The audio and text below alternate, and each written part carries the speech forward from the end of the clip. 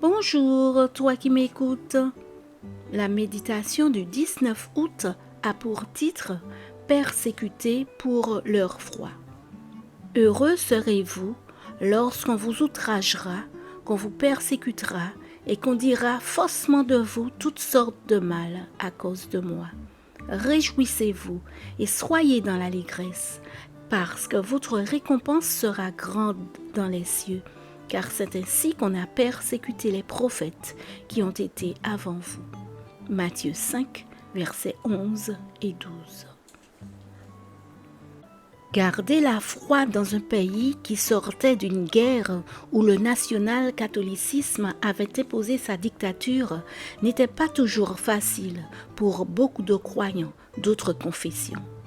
Surtout en milieu rural, pour nous qui étions une minorité insignifiante, chrétiens adventistes du 7e jour, protestants dans l'Espagne du général Franco.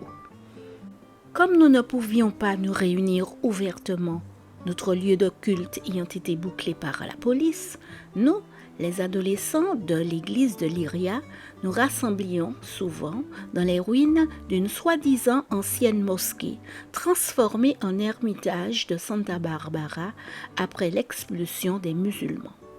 Profané et abandonné au culte après son occupation par les troupes françaises, utilisé comme prison pendant les guerres carlistes et comme mur d'exécution pendant la guerre civile, ces ruines, témoins historiques de l'intolérance humaine, nous ont offert un refuge précaire pendant des années. C'est là que nous avons rencontré sœur Joaquina, responsable de notre communauté à l'époque, et que nous avons rencontré Conce, une jeune fille de notre âge qui, malgré l'opposition de sa famille, voulait suivre ce chemin minoritaire vers le Christ. Conce venait le samedi après-midi pour étudier la Bible et se retrouver avec nous, jusqu'à ce que ses parents l'apprennent et lui interdisent formellement toute relation avec ces hérétiques. Mais chaque fois qu'elle pouvait s'absenter, elle venait étudier la Bible et prier avec nous. Réprimandée par les prêtres, menacée par ses parents, Conce a tenu bon dans sa foi, avec un courage qui nous a impressionnés. Comme elle était encore mineure et qu'elle ne voulait pas renoncer à ses croyances malgré toutes les pressions, Conce a finalement été punie en étant enfermée dans un couvent de religieuses catholiques jusqu'à sa majorité. Comme nous avons prié et pleuré pour elle, et comme nous avons été heureux lorsque, ayant atteint l'âge légal, Conce a pu enfin entrer dans les eaux du baptême.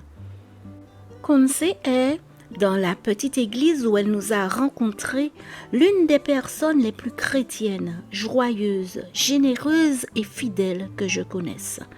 Et son témoignage reste encore aujourd'hui, pour moi et pour ceux d'entre nous qui l'ont connue dans ces moments difficiles, une inspiration et un exemple. Seigneur, je te prie aujourd'hui pour tous ceux qui souffrent pour leur foi, et je prie pour que ma foi ne faiblisse jamais dans l'épreuve. Amen. Bonne journée sous le regard de Dieu.